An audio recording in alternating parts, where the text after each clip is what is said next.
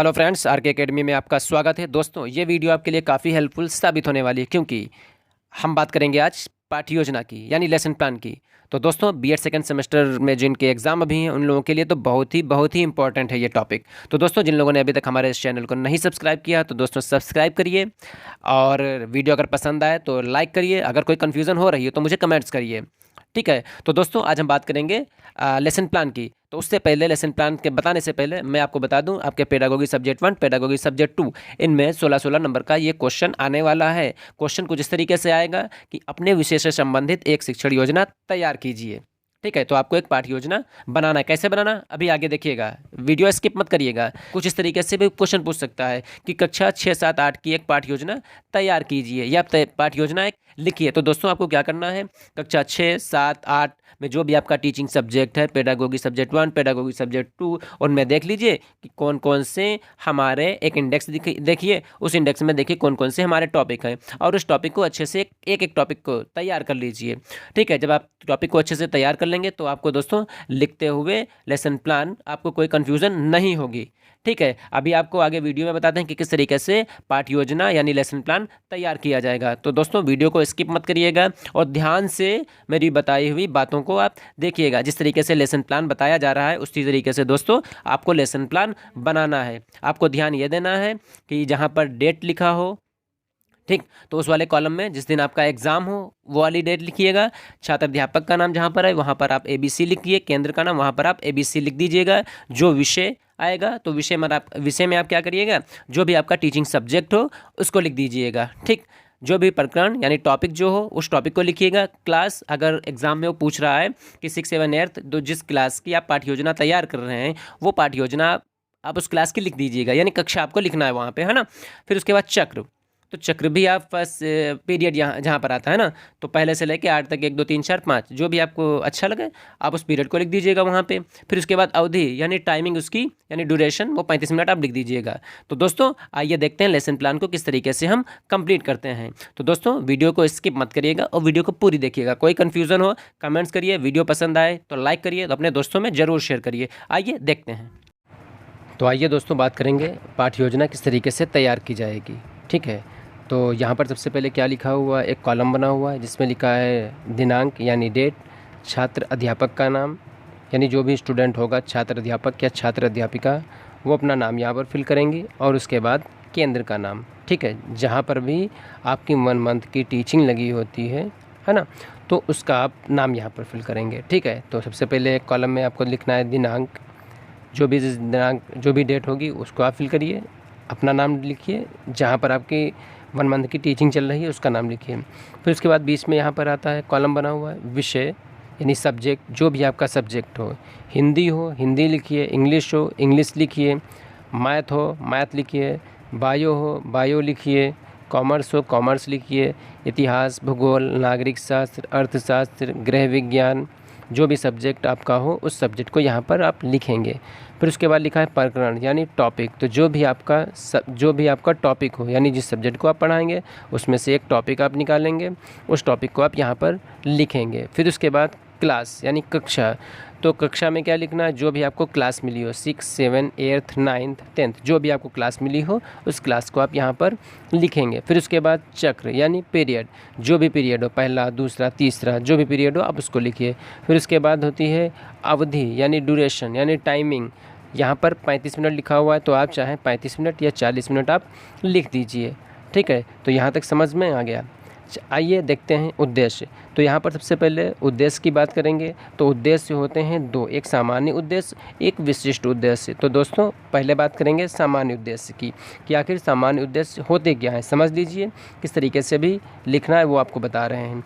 तो पहले सामान्य उद्देश्य जो होगा, जो भी आप टॉपिक पढ़ाने जा रहे हैं, ठीक है, तो जो भी आप सब्जेक्ट पढ़ाने जा रहे हैं उस सब्जेक्ट का उद्देश्य क्या होता है, यानी अगर आप यहाँ पर इतिहास पढ़ा रहे हैं तो इतिहास पढ़ाने का उद्देश्य क्या होगा, अगर आप हिंदी पढ़ा रहे हैं तो हिंदी पढ़ाने का उद्देश्य क्या होगा, अगर आप गणित पढ़ा रहे हैं तो गणित पढ़ाने का उद्देश्य क्या होगा, आपको वो लिखना है यहाँ पे, ठीक है। यानी जितने भी सब्जेक्ट होते हैं उन सब के सामान्य उद्देश्य अलग अलग होते हैं, तो आप सामान्य उद्देश्यों को आप लिखेंगे। तो यहाँ पर जो सामान्य उद्देश्य लिखे हैं तो वो देखते हैं। ये सबसे पहले ऊपर आते हैं थोड़ा सा, यहाँ पर ये लिखा हुआ है नंबर 1 छात्र की यानी छात्रों की मानसिक शक्तियों का विकास करना, नंबर 2 नेतृत्व के गुणों का विकास करना, नंबर 3 सामाजिक चेतना का विकास करना, नंबर 4 आदर्श नागरिकों का विकास करना, नंबर 5 राष्ट्रीय एकता का विकास करना। ठीक है, तो ये सामान्य उद्देश्य हुए। तो हमें लग रहा है ये बच्चा जो है ज्योग्राफी भूगोल पढ़ा रहा है। ठीक है, तो भूगोल में उसका टॉपिक है यातायात। ठीक है, तो सबसे पहले सामान्य उद्देश्य ये सब्जेक्ट से संबंधित होते हैं। ठीक है, आइए देखते हैं विशिष्ट उद्देश्य पर। तो सबसे पहले देखते हैं विशिष्ट उद्देश्य में शैक्षणिक लक्ष्य और उसकी विशिष्टताएं। शैक्षणिक लक्ष्य आपने माइक्रो टीचिंग यानी सूक्ष्म शिक्षण में शैक्षणिक लक्ष्य जो थे उनको अच्छे से समझ लिया होगा। ठीक है, तो यहाँ पर भी वही नंबर 1 ज्ञानात्मक, अवबोधात्मक, अनुप्रयोगात्मक, कौशलात्मक, रुचियात्मक और अभिवर्त्यात्मक। ठीक है, तो सबसे पहले हम देखते हैं ज्ञानात्मक में क्या होगा। वही होगा जो माइक्रो टीचिंग में जिस तरीके से आप लोगों ने इसको लिखा था, छात्र यातायात का प्रत्याशमन कर सकेंगे। तो यानी यहाँ पर बच्चे का टॉपिक यातायात है, तो बच्चे ने क्या किया, यातायात को फिल किया। आपका जो भी टॉपिक हो, अगर आप नागरिक शास्त्र पढ़ रहे हैं, अगर आपका टॉपिक संविधान या मौलिक अधिकार है तो आप उसको लिखिए यहाँ पे। ठीक है, यानी जो भी आपका टॉपिक होगा उस टॉपिक को आप यहाँ पर फिल करेंगे। ठीक, तो यहाँ पर जिससे बच्चे का जो टॉपिक था वो था यातायात, तो बच्चे ने क्या किया, लिखा यातायात, यानी छात्र यातायात का प्रत्याशमन कर सकेंगे। फिर उसके बाद छात्र यातायात का प्रत्याभिज्ञान कर सकेंगे। अवबोध में क्या होगा, छात्र यातायात की व्याख्या कर सकेंगे। फिर उसके बाद छात्र यातायात का विवेचन कर सकेंगे। अनुप्रयोगात्मक में क्या होगा, छात्र यातायात को विश्लेषित कर सकेंगे। फिर उसके बाद छात्र यातायात की पुष्टि कर सकेंगे। फिर उसके बाद कौशलात्मक में छात्र यातायात का शुद्ध चित्रण व अंकन कर सकेंगे। फिर उसके बाद छात्र यातायात का निरूपण करेंगे। फिर उसके बाद रुचियात्मक में नंबर 5 पर आता है, इसमें देखते हैं क्या है, छात्र यातायात के अध्ययन में रुचि लेंगे। नंबर 6 पर छात्र नंबर 5 पर आएगा, छात्र यातायात के अध्ययन में रुचि लेंगे। फिर उसके बाद छात्र यातायात की जानकारी प्राप्त करेंगे। अभिवृत्त्यात्मक यानी 6 नंबर में आपका अभिवृत्त्यात्मक आता है, यहाँ पर आएगा छात्र यातायात का अध्ययन करेंगे। फिर उसके बाद छात्र यातायात की दृष्टि से मूल्यांकन करेंगे। तो आपको क्या करना है, ये विशिष्ट उद्देश्य आपको 2-2 लिखने हैं। ठीक है, पहले 6 पॉइंट ज्ञानात्मक, अवबोधात्मक, अनुप्रयोगात्मक, कौशलात्मक, रुचियात्मक, अभिवृत्त्यात्मक। ठीक, फिर इसमें क्या करेंगे, ज्ञानात्मक के 2 पॉइंट, अवबोधात्मक के 2 पॉइंट, अनुप्रयोगात्मक के 2 पॉइंट, कौशलात्मक के 2 पॉइंट, रुचियात्मक के 2 पॉइंट और अभिवृत्त्यात्मक के 2 पॉइंट आपको लिखने हैं। ठीक है, तो आप समझ गए, सामान्य उद्देश्य विषय से संबंधित यानी सब्जेक्ट से रिलेटेड होते हैं, और विशिष्ट उद्देश्य जो भी आपका टॉपिक होगा उस टॉपिक यानी प्रकरण से संबंधित होगा। ठीक है, तो अच्छे से इसको समझ लीजिएगा। ठीक है, आगे देखते हैं सहायक सामग्री। तो सहायक सामग्री में आपको क्या लिखना है, कक्षा उपयोगी समस्त सहायक सामग्री और प्रकरण से संबंधित चार्ट या मॉडल। तो दोस्तों आप चाहें तो यहाँ पर चाक, रोलर बोर्ड, श्यामपट्ट, ठीक है, डस्टर, ये लिख सकते हैं, लेकिन इससे बेहतर यही है आप लिखिए कक्षा उपयोगी समस्त सहायक सामग्री और प्रकरण से संबंधित चार्ट या मॉडल। ठीक, पूर्व में आपको क्या लिखना है अगली हेडिंग में, कि छात्र यातायात के विषय में सामान्य ज्ञान रखते हैं। तो आप यहाँ पर जो भी बच्चे का पूर्व ज्ञान होगा यानी आपका जो टॉपिक होगा वो आप लिखेंगे, छात्र जो भी आपका टॉपिक हो उसके विषय में सामान्य जानकारी रखते हैं। ठीक है, फिर उसके बाद आता है प्रस्तावना। तो प्रस्तावना लिखने के बाद एक हेडिंग पड़ेगी, फिर उसके बाद उसमें 2 चीज़ें लिखी जाएंगी, एक छात्र अध्यापक या छात्र अध्यापिका क्रिया, फिर उसके बाद छात्र क्रिया। तो जिस तरीके से माइक्रो टीचिंग में आपने प्रस्तावना प्रश्न बनाए थे, सेम उसी तरीके से यहाँ पर भी आपको प्रश्न बनाने हैं। सबसे पहले जैसे इनका टॉपिक था यातायात, तो इन्होंने प्रश्न किया, हम एक स्थान से दूसरे स्थान तक जाने के लिए किस का प्रयोग करते हैं। तो बच्चे ने, कोई बच्चा खड़ा हुआ, उसने आंसर दिया, हम एक स्थान से दूसरे स्थान तक जाने के लिए वाहनों का प्रयोग करते हैं। अगला क्वेश्चन इन्होंने क्या किया, कुछ वाहनों के नाम बताइए। बच्चे ने आंसर दिया, रेल, कार, जहाज, बस आदि। फिर उसके बाद बस, रेल, कार आदि को क्या कहते हैं, छात्र अध्यापक ने क्वेश्चन किया। तो बच्चे ने फिर आंसर किया कि बस, रेल, कार आदि को यातायात के साधन कहते हैं। फिर उसके बाद अगला क्वेश्चन इनका बना, यातायात के विषय में आप और क्या समझते हैं। फिर क्या होगा, छात्र चुप रह जाते हैं। तो ये जो क्वेश्चन बनता है, चौथा क्वेश्चन, ये समस्यात्मक प्रश्न बना है। तो इसमें ध्यान देने वाली बात ये होती है, जो प्रस्तावना प्रश्न बनेंगे इसमें 3 से कम नहीं और 5 से ज़्यादा नहीं। कोशिश करिए 3 और 5 के बीच में, यानी 3 बनाइए। अगर टॉपिक बहुत ज़्यादा टफ है, अगर इंट्रोडक्शन क्वेश्चन निकल रहे हैं अच्छे से, तो 5वें पर प्रॉब्लमेटिक क्वेश्चन ले आइए। इसके ऊपर आप मत जाइएगा, ये नहीं कि 6 पे बना लें, या आप ये कहिए कि लाओ 2 ही पे हम बना लें, ठीक है। और इसको बनाते हुए कब, क्यों, कहाँ, कैसे, बताओ, क्या, ठीक, जो क्वेश्चनवाचक जो शब्द होते हैं उनको आप नहीं यूज़ करेंगे। उद्देश्य कथन में, तो उद्देश्य कथन में क्या होगा कि छात्रों आज हम यातायात के विषय में विस्तृत अध्ययन करेंगे। आपका जो भी टॉपिक होगा उसके विषय में विस्तृत अध्ययन करेंगे। फिर एक देखिए, यहाँ से थोड़ा सा ध्यान दीजिएगा, एक कॉलम बनेगा शिक्षण बिंदु का, फिर EBOS यहाँ घटक आपके लिखे जाएंगे, फिर छात्र अध्यापक या छात्र अध्यापिकाएँ क्रिया, फिर उसके बाद छात्र क्रिया, छात्र की क्रियाएँ आएंगी, फिर उसके बाद युक्तियाँ तथा विधियाँ और श्यामपट्ट कार्य। बहुत ध्यान से समझिए, शिक्षण बिंदु यानी जो भी आप पढ़ाने जा रहे हैं उसका पॉइंट आपको यहाँ पर लिखना है, जो आप पढ़ाएंगे उसके बारे में लिखेंगे, ठीक है। एक हेडिंग लिखेंगे क्या आप पढ़ाएंगे यहाँ पे, ठीक। EBOS यानी जो शैक्षणिक लक्ष्य लेखन कौशल के जो घटक होते हैं, ठीक है, आप उसको लिखेंगे। फिर उसके बाद छात्र अध्यापक या छात्र क्रिया जो भी आप हैं उसकी क्रियाएं लिखी जाएंगी। तो उसकी क्रिया क्या होगी, वो ज़्यादातर स्पष्टीकरण ही देगा। यहाँ पर छात्र क्रियाओं में क्या होगा, छात्र ध्यानपूर्वक सुनेगा, ठीक है, एक्सप्लेन को सुनेगा, स्पष्टीकरण को यानी व्याख्यान को सुनेगा, और जो आपके प्रश्न होंगे वहाँ पर क्या करेगा, वो प्रश्नों के उत्तर देगा, ठीक।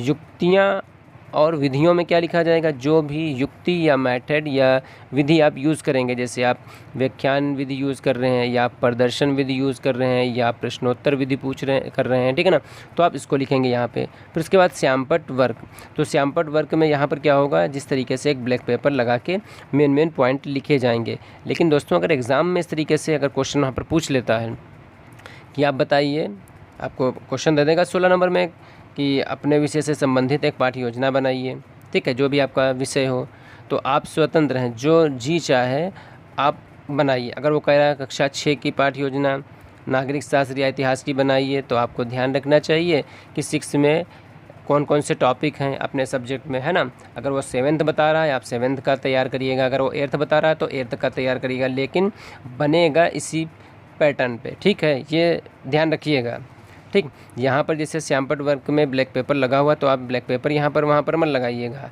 आप इसी तरीके से कॉलम खींच लीजिएगा, और जो श्यामपट्ट वर्क वाली जो जगह होगी उसमें मेन पॉइंटों को आप लिख दीजिएगा, ठीक है। आई होप समझ गए होंगे। आइए देखते हैं शिक्षण बिंदु में किस तरीके से हमें ये फिलअप करना है। तो यहाँ पर शिक्षण बिंदु में बच्चा क्या बता रहा था, यातायात के साधन, तो यहाँ पर यातायात के साधन लिखा। फिर स्पष्टीकरण यहाँ पर आप देंगे कि आप बैलगाड़ी, ट्रैक्टर, साइकिल, रिक्शा, टेम्पो, बस, रेल आदि का प्रयोग करते हैं। ये सभी यातायात के साधन कहलाते हैं, जिन साधनों द्वारा एक स्थान से दूसरे स्थान तक व्यक्ति व वस्तुओं का आवागमन होता है, उन्हें यातायात के साधन कहते हैं। यातायात के साधनों को 3 भागों में बांटा गया, स्थल मार्ग के साधन, जल मार्ग के साधन, वायु मार्ग के साधन, ठीक है। ये आपका क्या रहा, स्पष्टीकरण, ठीक। तो छात्र क्रिया क्या रहे कि छात्र ध्यानपूर्वक सुनते हैं, देखो सुन रहे हैं यहाँ पे, ठीक है। ये विधियों में देखो क्या लिखा है, युक्ति और विधियों में क्या लिखा है, व्याख्यान विधि, ठीक है, ये व्याख्यान विधि हुई। फिर उसके बाद यहाँ पर, तो यहाँ ब्लैक बोर्ड वर्क में क्या होता है कि किस तरीके से श्यामपट्ट वर्क होगा, यहाँ पर ब्लैक पेपर लगा, लेकिन अगर एग्ज़ाम में आप लिख रहे हैं तो वहाँ पर जो पेज होगा आप उसी पर लिख दीजिए, ठीक है। आगे देखते हैं विकासात्मक प्रश्न, आप एक हेडिंग डालेंगे, पूछेंगे क्वेश्चन, यातायात के साधन किसे कहते हैं। तो ये प्रश्नोत्तर विधि हुई, बच्चे ने आंसर किया कि स्थान से दूसरे स्थान तक व्यक्ति या वस्तुओं का आवागमन होता है, उन्हें यातायात के साधन कहते हैं। बच्चे ने क्वेश्चन किया यातायात के साधनों को कितने भागों में बांटा गया, तो बच्चे ने बताया यातायात के साधनों को 3 भागों में बांटा गया। हो सकता है बच्चा ये वाला आंसर दे दे, या हो सकता है बच्चा ये आंसर ना दे पाए, ठीक है। अगर दे देगा तो आप आंसर लिखिए, अगर वो नहीं दे पा रहा है तो आप लिखिए छात्र चुप रहते हैं या स्पष्ट उत्तर देते हैं। फिर एक स्पष्टीकरण फिर से यहाँ पर होगा, तो क्या आपने पूछा था, स्थल मार्ग, तो अब स्थल मार्ग के बारे में आप बताएँगे, ठीक है। फिर यहीं पर एक स्टेटमेंट चलेगा, स्पष्टीकरण चल रहा है कि धरातल पर आने जाने के रास्तों को स्थल मार्ग कहते हैं। स्थल मार्ग में सड़क और रेल मार्ग दोनों सम्मिलित हैं। रेल मार्ग, भारत में रेल मार्ग माल और यात्रियों के परिवहन का मुख्य साधन है। इस समय भारत में रेल मार्गों की कुल लंबाई लगभग 6,66,687 किलोमीटर है। इस दृष्टि से भारतीय रेल मार्ग विश्व में दूसरा स्थान है। कलकत्ता और मुंबई महानगरों में यातायात और सुविधा के लिए ज़मीन के अंदर यातायात बनाए गए हैं। इन्हें मेट्रो रेलगाड़ी या मेट्रो रेल मार्ग कहा जाता है, ठीक है। फिर यहाँ पर देखिए व्याख्यान विधि है, और इन्होंने क्या किया, सहायक सामग्री में चार्ट पर एक यातायात से संबंधित कुछ चीज़ें थीं, यानी जो मोटरसाइकिल है, हवाई जहाज़ है, ठीक है, इनको वो बना के ले गए थे। ठीक, तो स्टेटमेंट में क्या होगा, छात्र ध्यानपूर्वक सुनेंगे। प्रश्नोत्तर में क्या होगा, विकासात्मक प्रश्न में आप प्रश्न पूछेंगे, बच्चा उसका उत्तर देगा अच्छे से। ठीक है, तो ये भी अच्छे से आप लोगों ने समझ लिया होगा। ठीक, पहला स्पष्टीकरण, 2 विकासात्मक प्रश्न, फिर स्पष्टीकरण, फिर उसके बाद 2 विकासात कहते हैं। ठीक है, तो धरातल पर आने जाने के रास्तों को स्थल मार्ग कहते हैं। फिर जलमार्ग किसे कहते हैं, तो नाव, स्टीमर, पानी के जहाज़ जहाँ चलते हैं उसे जलमार्ग कहते हैं। ये प्रश्नोत्तर विधि हुई, तो इसके उत्तर बच्चा दे रहा है।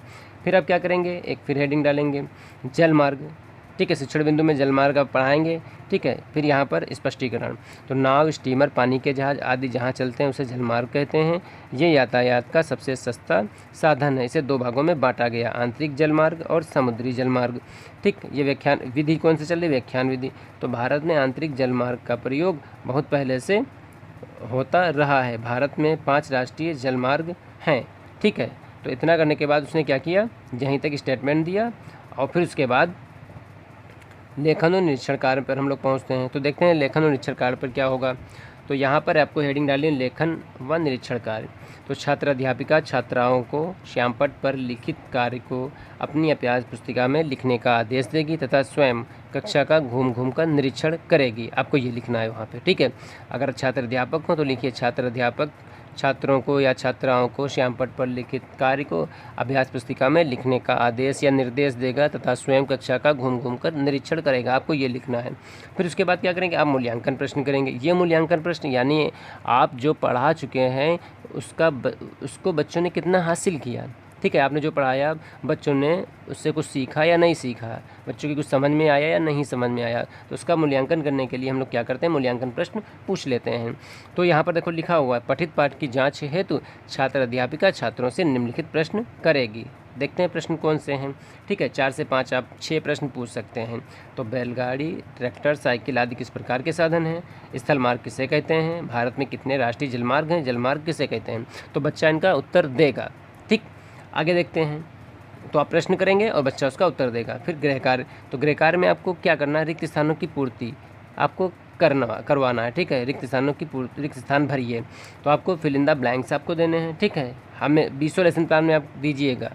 ठीक, इसमें कोई वो नहीं कि मिलान वाले मिला दें, ऑब्जेक्टिव दे दें या किसी चीज़ के बारे में, यातायात के साधन किसे कहते हैं इनके बारे में लिख के लाओ, इसे कुछ नहीं करना। आपको रिक्त स्थानों की पूर्ति आपको लिखना ही है। ठीक है, आप दे देंगे रिक्त स्थान भरिए। तो यहाँ पर जैसे दिया हुआ यातायात के साधनों को स्पेस भागों में बांटा गया, जो भी हो बच्चा फिल कर लेगा। रेल मार्ग का विश्व में स्पेस स्थान है, भारत में स्पेस राष्ट्रीय जलमार्ग है। तो दोस्तों इस तरीके से हमारा एक लेसन प्लान कंप्लीट होता है। ठीक, तो आपको बस ये ध्यान रखना है कि किस तरीके से आप अपने सब्जेक्ट को पहले देखेंगे, सब्जेक्ट को देखने के बाद उसमें से एक टॉपिक लेंगे।